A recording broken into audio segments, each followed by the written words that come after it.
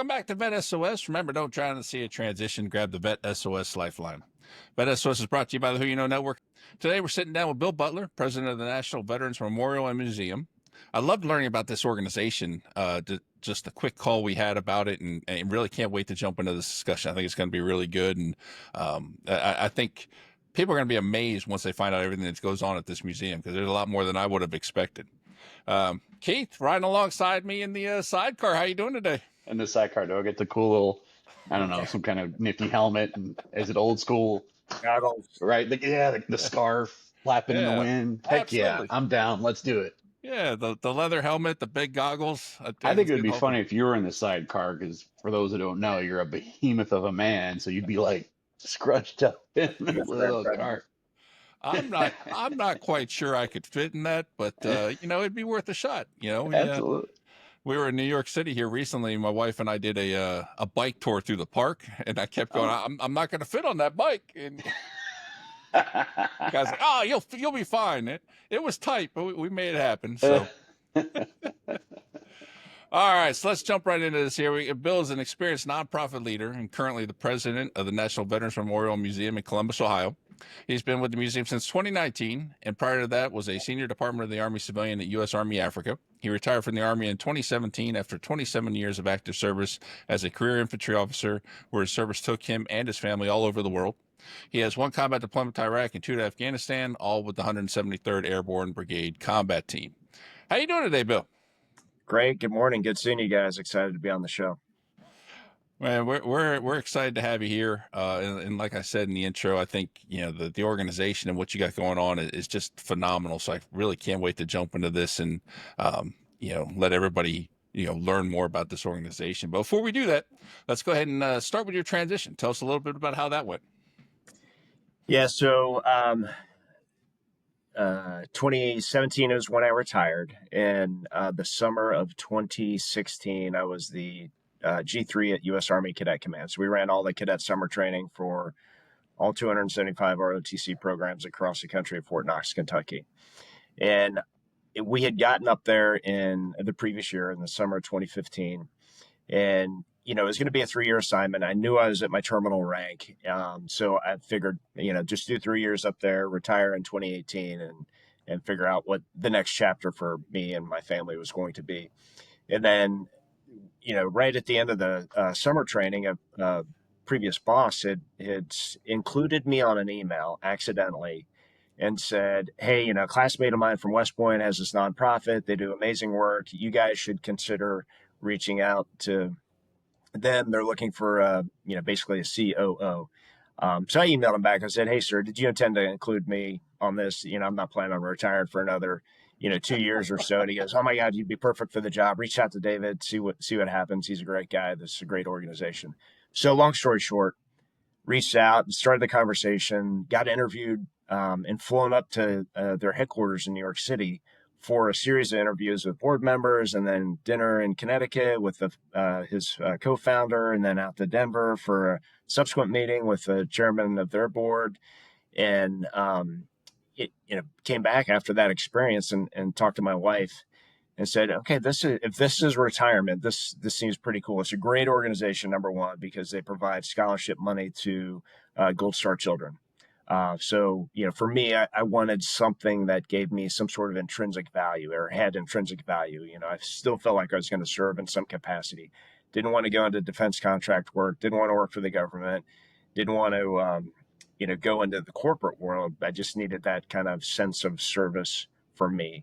So it was like, this could be awesome. And so he called, the founder called a couple of days later and said, hey, how soon could you retire? We want to offer you the job. And I was like, well, number one, I haven't even submitted my paperwork. HRC's got to approve it. I got to get my chain of command to approve it. This is going to throw them for a wrench. I've just got to go through all my physicals in the Army and then go through the VA process. If I'm not going to, not screw myself, I at least need 90 to 120 days. He's like, we really liked you. And, any way you could do it in a month? And it's like, no, I appreciate it. I just can't do it. And he goes, all right, when you do decide to retire, reach out and, we'll start another conversation, see if I can help you out in some way. I know a bunch of people, blah, blah, blah. And then around that same time, a former boss of mine had called me and said, "Hey, what are your plans? I know you're probably your last assignment. What are you planning on doing? We've got this job in CTAF that's opening up. You'd be great for it. I can't make any promises. You still have to interview, that sort of thing." I was like, I don't want to go. I don't want to go back and work in CTAF, even though I'd been assigned there 2 times. We had already lived there 7 years, like you said in the bio. And then, so I talked to my wife. I was like, uh, so and so's called, and there's this job potentially in Vicenza. Would you be interested? She's like, both the kids are in college. I don't want to be an ocean away, that sort of thing. Let's talk to the kids. So I told both the kids, and they're like, "Oh my God, that'd be awesome. We can come, for spring break. We can go snowboarding in the winter like we used to, this, that, and the other." So we're like, okay. So, went through the application process for USA Jobs, got interviewed, went through the interview process, filled out the litany of paperwork required for USA Jobs. And so it was going to get the job offer. And so I submitted my retirement paperwork, had to get that expedited, and everything got approved. And then, so this is in like December 22nd of 2016, get the final offer in hand. All right, we got orders. We're going to Vicenza, going to work at U.S. Army Africa. It's going to be an awesome experience, blah, blah, blah. And then 2 weeks later, the new administration starts in 2017. And, day one or day two, executive order, federal hiring freeze. And it's just like, oh my God, what now? So I called my buddy who had reached out to me about the opportunity. I said, "Any idea? Is this going to be 3 weeks, 3 months, 3 years?" And he goes, "Hey, I have no idea. And if you got to move on to something else, I totally get it." And then it was everything that had seemed to, fall perfectly in place was just upended, and I scrambled. And so I started just, reaching out to, former bosses and trying to do the networking things. And I felt like I was really behind the gun. And then just, on, LinkedIn and Indeed and other places, just randomly applying for positions that I thought I was remotely qualified for. Got a few interviews, but not hardly enough to kind of ease my anxiety on I'm retiring in a couple of months and now what? And, for my own sanity, I had to enroll in something. So I did one of those Lean Six Sigma courses and got certified on that. And then, long story short, the CTAF went ahead and did an exception to policy through the commanding general, which had been delegated down to them at some point after the hiring freeze.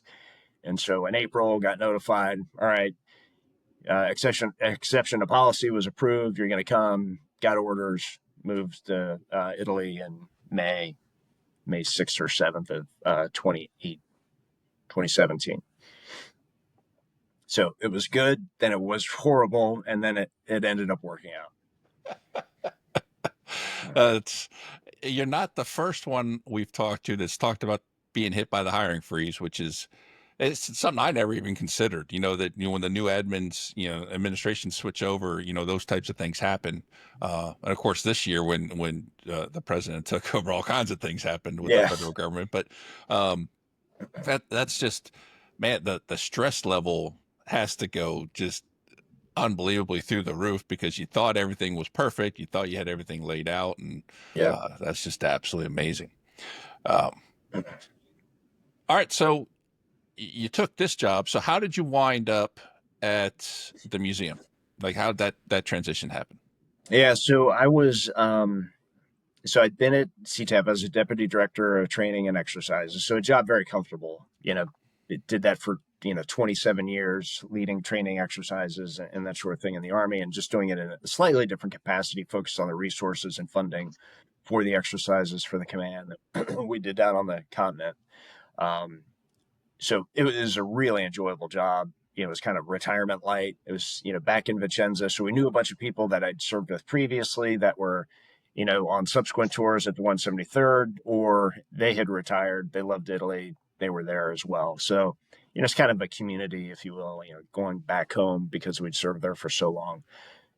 kids were in school. We were empty nesters. I didn't have to worry about the 3 o'clock in the morning phone call from a company commander. Hey, sir, this is, Captain Smith. Sorry to wake you up, but Specialist Jones just got in a fight downtown and he's with the Carabinieri. So it was a great experience and a great job. And then I was selected to go to the Senior Executive Fellowship at Harvard. And right before that course started, one of my former platoon sergeants from when I was battalion commander had killed himself.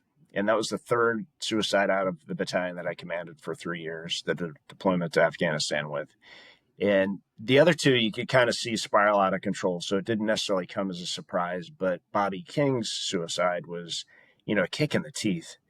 And all of them are tragic, but his more so than the others, just because, here's a guy who'd been promoted from sergeant first class to master sergeant, was a first sergeant in the 101st for 2 different companies, rifle company and HHC, been selected to Sergeant Major's Academy, gotten selected for sergeant major. He's at the academy, almost complete with the course and getting ready to graduate, and he killed himself. It's just like, what? And he's a great leader, great friend, great soldier, great sergeant. And it's just like, man, why didn't you reach out? Why didn't you, ask for help? It's like, submitting a request for fire or something downrange. Everybody comes to the sound of the guns. And that's what we do when somebody does reach out. And it's just like, why didn't you do that? So one of the modules at the fellowship was finding your true north. And for me at the time, it's like, I want to try to understand suicide. It's an endemic problem in the veteran community. I'm not going to solve it, but I just want to try to understand it. So if I can prevent another, guy that I served with from taking his own life, then, that's my kind of mission at that point. So worked with research librarians, just doing a little bit of research up there at Harvard.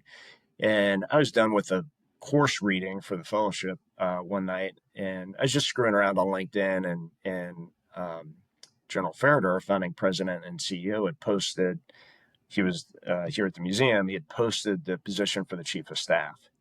And I saw it. So I reached out to him on LinkedIn. I didn't work for him, but we had served in the Range Regiment 30 years ago. He was a major. I was a first lieutenant. So if I was talking to the majors, it's because I did something boneheaded and got in trouble. And so I reached out to him. Hey, sir, can you tell me about the museum job? It sounds, pretty cool. I grew up in Cincinnati, trying to get back to Ohio for aging parents and help with some of their healthcare issues. And he said, it's a brand new museum. We just opened in October of 2018. Brand new museum, great mission. Veteran focus, share the veteran experience with America type thing. Columbus is a great city if you haven't been there. So reached out to my wife. She's back in Italy, and I said, hey, there's this opportunity potentially in Columbus. And he was very upfront. He said, I can't make any promises. If you're interested, throw your name in the hat. We've got this formal process, that sort of thing.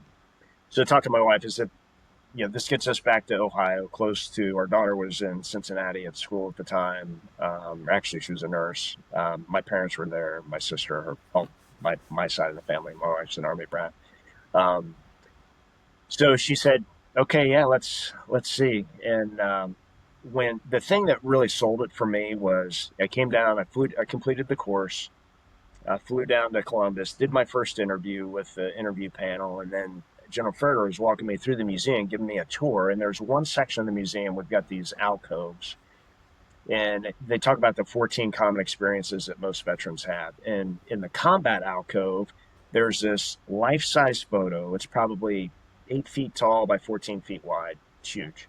And it shows 2 sky soldiers walking off of critically wounded. I mean, blood all over them, but walking off a mountain in Afghanistan. One of them is really, really fuzzy, completely out of focus. And I go, holy cow, that's Sergeant First Class Kevin D. Rice. And I had never seen the photo before, but I immediately knew who it was. And I go, that's Sergeant First Class Kevin D. Rice. He was my personal security detachment sergeant when I was battalion commander in Afghanistan. I served with this guy for 3 years. He's a stud.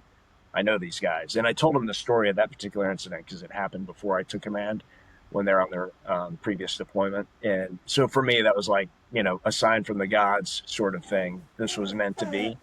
And then, so flew back to Italy, Got invited back for a second interview, flew myself back, did the second interview, got the job offer, and then had to, kind of break it to the command that I was leaving federal service and resigning a year early. And they were good with it because my mother had been diagnosed with metastatic breast cancer, and they knew that. I've been trying to get back at least once a quarter to try to help her, get her to chemo and doctor's appointments and that sort of thing. So they supported it and released me early, and here we are.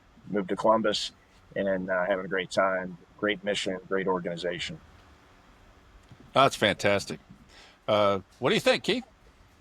Well, despite the technical difficulties, I'm loving it. So, I mean, so much to relate to. Even the transition initially, putting that, maybe not even intentionally putting all your eggs in one basket, but had all your eggs in one basket and then that basket shattered. I could absolutely relate to that part of the transition and the freak out moment that occurs afterwards. No, this is, yeah, I love the transition story. Networking. So for all of our listeners, you always hear about networking. Well, Bill's Yeah. story is perfect proof in the pudding, if you will, that yeah, I mean, networking is how you get jobs, and there's just so much of that interwoven into his story without even going down that whole rabbit hole of transition advice, if you will. So, no, I'm loving it. But so now I want to know more about the museum and everything that you all do, because I mean, Sean teased it earlier for our listeners and stuff. So, like, y'all are a lot more than just a museum. So let's get into the Yeah. organization and what all y'all are actually doing. Yeah, just to kind of caveat on that networking piece, the three job opportunities I had were because of somebody I'd served with previously and them knowing me and kind of getting a foot in the door. It certainly didn't mean, I got the job offer. You still had to Sure. do the interview and that sort of thing. But that's so important. You're not going to be able to cold call, corporations or organizations sight unseen and just kind of go through the HR system and your chances of getting through that system and getting the job interview are really low. So much of it is grounded in having a personal relationship with somebody who says, "Hey, I know Joe, or I know Sean, or I know Keith. They're good dudes. They could fill this job perfectly." And they at least get your resume into the person who's the hiring manager to Exactly. then start the conversation. Certainly not a guarantee, but at least elevates you up out of the, automated system. Absolutely. Um, so the museum, our mission at the National Veterans Memorial Museum, Columbus, Ohio, we opened in October of 2018. It was the vision of U.S. Senator John Glenn, Ohio native and longtime resident. And he wanted a museum that could share the veteran experience with America and inspire others to serve. So, because of him, that's why we exist and why we were built. And the mission of the museum is to honor all veterans, elevate their stories, and amplify the power of service for everyone, everywhere. So, what we want is young people to come into the museum. We're certainly not a recruiting arm in the military. We don't want to do that. We want old people to come into the museum and people in between and hear the stories of men and women who served our country, what they did in the military. When they became veterans, they took the uniform off. They became, their veteran self, and they continue to serve in some capacity. They become coaches, they become teachers, they become first responders, they become medical professionals, they become elected officials, they start nonprofits like you guys. And they get involved in their community. They make their community better, their neighborhood, their church, their school. And we want young people and others to come in, hear that commitment to our communities, to our country by veterans, what they do to change the fabric of our country, and do something. We want them to become agents of change themselves, whether that's focusing on change in their classroom, change in their house, just being a better, third grader, or doing something, doing an Eagle Scout project, or getting involved in your community, or becoming elected officials, or becoming a member of the military. That's the goal of the museum, and we do that through the storytelling. So you're not going to see any tanks, artillery pieces, or helicopters or anything like that in or on the museum grounds. It's really about the men and women who served our country, raised their right hands, swore an oath of allegiance to the U.S. Constitution, and so the stories of those men and women. So there's a historic timeline that talks about from the founding of our country to about 2018. key moments in history, but then an everyday man or woman who's a part of that moment, not famous people. And then there are these 14 thematic alcoves that talk about the common experiences that most veterans have. And it ranges from, a nation calls, why I served, where we served, taking the oath, leaving home, combat, camp life, letters home, coming home, that transition. You're suddenly taking the uniform off, you're leaving after 3 or 30 years. And then you've got to go through the challenge of, all right, I've lost my uniform, I've lost my rank, I've lost my identity, I've lost my sense of purpose, I've lost myself. And I've got to go through that process on, okay, who am I?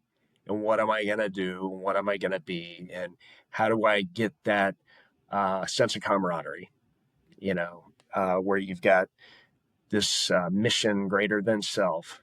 And you've entered boot camp or basic training or whatever it's called by the branch of service. And, you come in as an individual, they shave your head, all vestiges of individualism are torn off of you, but you're built up as a critical key component of a team. And then for the next subsequent years while you're in the military, you succeed and fail as a team, and you live and die as a team. And then suddenly you're not part of that team anymore. And a lot of guys and gals struggle trying to find that purpose and that identity, and that's what we see. That connection is so important, that community connection. So I've been talking enough. Now you're supposed to be talking. That's the whole purpose of this. So, it leads me to a question I was kind of wanting to ask anyway, and it's a perfect segue. So, I mean, you all, like some of the museums and stuff, they stick to a particular combat operation or war, a specific era, and where you all are, all eras, all branches, all things. And so, Right. and you talk about the stories, right? The veteran stories and stuff. So, I'm just curious, like, can you share like like an aha moment, either for you or even visitors in the museum, where that aha moment you were able to use it to challenge the assumptions, and both in and outside the military community, how we're perceived and how we perceive ourselves. Yeah. So there's a couple. One is so we do 4 national ceremonies a year. We do Vietnam Veterans Day. We do a welcome home ceremony. Vietnam. My dad served 2 tours in Vietnam. My father-in-law did 2 tours in Vietnam. When they came home, they didn't get welcomed home like we did when we came from Iraq and Afghanistan. So we do that. We do a Memorial Day ceremony and a candlelight vigil for Gold Star families, 2 separate ceremonies, but that same weekend. We do a September 11th ceremony with the community, and then we do a Veterans Day ceremony. So those are the 4 big events that we do, kind of our Super Bowl, World Cup weeks throughout the year.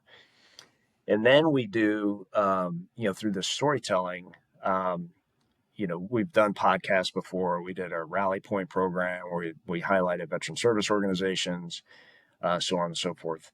But with our guests, those who served in Vietnam, Korea, World War II, we want to make their visit special. Yeah, because they're kind of the elder statesmen, if you will. The graybeards, those who went before us, and set a high standard for us, our generation of military members, to aspire to. So we give them a certificate of appreciation, and it's personalized with their name on it. And this Vietnam vet came in one time. Our staff gave him a certificate and a 50th anniversary lapel pin. And he went through the museum, did the timeline and the alcoves, and it took him a couple hours. And he came back to the welcome desk to get his certificate back that he left with him. And he had some tears in his eyes, and welcome desk associate said, "Sir, are you okay?" And he goes, I felt, I served in Vietnam, and I felt like my service wasn't appreciated. And I was kind of ashamed that I'd served in Vietnam because the time in our history was so divisive. And this museum validates my service. It validates what I did, what my friends did, the friends I lost. So that was the big, okay, we're having an impact moment. And then similarly, when we have, non-veterans come through, civilians, and they may know somebody who served, they may be military connected. They may not, but they've got these preconceived stereotypes in their head by watching Black Hawk Down or Saving Private Ryan or whatever, TV show. And many of the TV shows and they're streaming today talk about the broken veteran with PTSD and, drug addled, and they're doing some sort of nefarious thing because they're a government contractor. And that's, yes, there are bad, bad veterans, or people struggling and having issues, and some get into addiction problems, but that's like single digit percentage of the greater, 99% of men and women who served honorably, and they're getting through life, and they have their life struggles like we all do, but they're achieving. And so, bringing some of the civilians through the museum and giving a tour, and particularly when I do the tours, I try to personalize it. So I share anecdotes from my service, and what certain things mean to me or what certain stories mean to me. And when I'm able to have a civilian come through, and I can see them getting emotionally charged by a story that I'm sharing, or an alcove that we're standing in front of and looking at or listening to, I know that it's having that impact as well. That's awesome. And yeah, it's I recently toured the 9/11 museum in New York, and it was one extremely somber experience, but I was also amazed how quiet it was in the museum. Like no kids running. There were kids there, but it wasn't like anywhere else you go where you can always hear kids and everything. It was just quiet, respectful the whole way through. It really amazed me, and the different touches that you can experience in a museum, and as you go through, and especially timeline type museums like 9/11 was, I really enjoyed, because it you can just sort of feel the whole thing. So I think that the approach you guys have there at the museum is spot on. So definitely looking forward to checking that out. So what do you think, Keith? We're getting down to the end already. I know, and the technical difficulties, I didn't get to ask all the questions I wanted to add. But I do want to, hopefully don't go too far over, but I do want to give Bill an opportunity, because you mentioned earlier, Bill, like your journey with suicide and amongst our ranks, or amidst our ranks and things of that nature. And I know that you're also involved with leading like wellness activities, suicide prevention, even yoga, that kind of touchy feely kind of stuff. So do you want to just expand a little bit on those sorts of things that y'all are doing as well? Yeah. So through partnerships, we're able to, provide wellness health activities for organizations, or for individuals, or for veterans. And it really gets, so we've got 4 foundational pillars: honor, connect, inspire, educate. The connect pieces: connect America to our veterans, connect veterans to their communities. That connection is so important. A couple of years ago, we started a health and wellness program, and it was focused on Brazilian Jiu-Jitsu. And that was because our president and CEO at the time was a black belt in Brazilian Jiu-Jitsu, had been, instrumental in adopting them and creating the modern Army Combatives program, Army-wide. So that was his passion. And so, we ran programs, but we also included yoga. So we were doing jiu-jitsu classes in the museum. We were doing yoga classes in the museum. We partnered with the local VA for some art programs. And it was, sketch classes and painting classes and journaling workshops. And, we had a Gero Fit exercise class a couple times a week. So it brought veterans and non-veterans together into the museum for some sort of healthy activity. And it did, in my mind, it doesn't matter what the healthy activity is. It could be a Tiddlywinks tournament, but you got people. They're focused on the here and the now. They're present. They're trying to balance the downward dog or the warrior pose so they don't fall over. They're trying to focus on the jiu-jitsu moves so they don't get choked out by their training partner.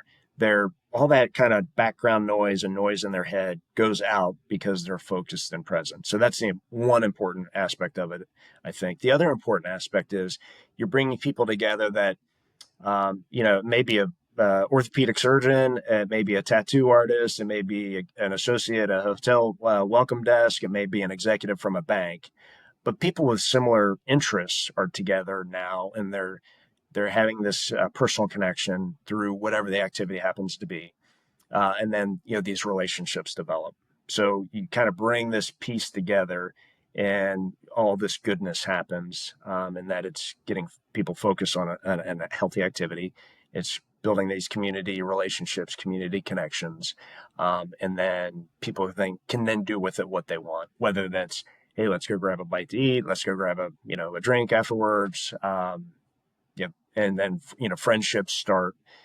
So that's what we were doing and have been doing with the wellness program. I'm in Pittsburgh right now, and me and one of my coworkers, our assistant vice president for business operations and intelligence, is also a black belt in Brazilian Jiu-Jitsu. But we got invited to participate in the Pittsburgh Health and Wellness Exposition. Oh, cool. So we came here to the by the Wounded Warrior Project. So we're partnering with the Wounded Warrior Project, participate, and we did a very basic introductory session yesterday evening with the veterans and warriors that were part of the program. And then this morning, back in Columbus, there's the Adaptive Sports Connection, which is doing a Boundless Freedom weekend. So it's, think, men and women who serve, veterans who've got, some sort of injury. They could be, a dead leg, or a dead foot, rather, neuropathy. It could be, they're an amputee, PTSD, vision problems. They're doing a whole weekend of different activities, kayaking and fishing and golfing and disc golf and all this stuff. And so we've got one of, we'll call him a brand ambassador, but a friend of the museum is a veteran. He's a Marine. He's started his own jiu-jitsu academy in Columbus. They'd asked us to do a jiu-jitsu session there. So that's going on today. So it's through partnerships, veteran service organizations locally or nationally, the VA locally, to have these opportunities for that connection piece and those healthy activities for veterans to be able to participate in, and community members. That's the big piece is, we want to share the veteran experience. We want people to learn about, the everyday man and woman who served and lives alongside them, who may be a veteran that they didn't know, and get those people connected. Outstanding. Love it, man. I absolutely love it. Yeah. All right. So now we're at time. Unfortunately, we gotta wrap this up, All Bill. right. I'm so sorry. Yeah, but, I'm sorry. I went rambling too long. No, man. No, it's all excellent stuff. So I got two more questions. Okay. And in either order doesn't matter. So, first of all, how can our listeners get in touch with you if they want to become a part of this and this, that, what I'm coming to know is the National Veterans Memorial Museum that will also kick your butt, literally. And then also, if you could recruit one celebrity, living or dead, to join the Resilience and Wellness team, who would you pick and what class would they have to teach? Oh, okay. Well, that's a good question. So get connected to us on our website is nationalvmm.org, nationalvictormike.org. That's our website. And then our social channels, we've got a Facebook page, we got a LinkedIn page, we got an Instagram page, very active, where we're sharing tons of stories. We probably have 1,000 stories. And then we've also got a partnership with StoryCorps to have family members, friends, students interview veterans, record those stories. So those are another program that we have. Because what we don't want to do is, both my grandfathers served in World War II. I don't know what they did. I knew one was in the Air Corps. I knew one was an infantryman in 36 Texas. I know a little bit more about him. And, he fought up the boot of Texas, up the Monte Cassino, and then there's a 6-month gap. We have no idea what he did. And it's like, I wish I had asked him questions. So we don't want that to happen to other people where they're like, yeah, my granddad served, or my dad, my uncle, whatever. I don't know what they did. They were in the Army. So we've got that program to record these stories so they aren't lost to history. And then a celebrity to participate in our program. I would say I'm a history nerd. So I love history books. I'm a history major in college. I'm going to have to go with our founding president, George Washington. He was a physically imposing man, number one. He was, very physically active. He surveyed the Ohio country and Pennsylvania and the Northwest Territories, and for all of his failings as a slave owner, had he not done what he did as the president when he decided, I've done one term, I'm taking the uniform off, I've taken the uniform off, I've done one term, that's enough. I'm going to go back to my plantation and be landed gentry. Had he not made that decision with his farewell address to the officer corps, there's no telling what our country would look like. Had he decided to say, I'm not giving up the presidency, why would I do that? No telling what would happen. So he would be one to do one of our programs. Nice. Awesome stuff, Bill. All right, well, Bill, thank you so much for coming on to the show. It was absolutely amazing Keith. learning about what y'all are doing, and all of our listeners, please go check them out. And on behalf of the entire VET S.O.S family, we'd like to thank everyone for joining us today. VET S.O.S is growing and expanding. You can follow us on all the social media platforms. Make sure to check out all 4 of our shows and to follow and subscribe to us wherever you get your podcast from. We're on YouTube, Reach Across America Radio, all those good ones out there. And as always, folks, remember, don't drown in the sea of transition. Grab the VET S.O.S. VET S.O.S Lifeline.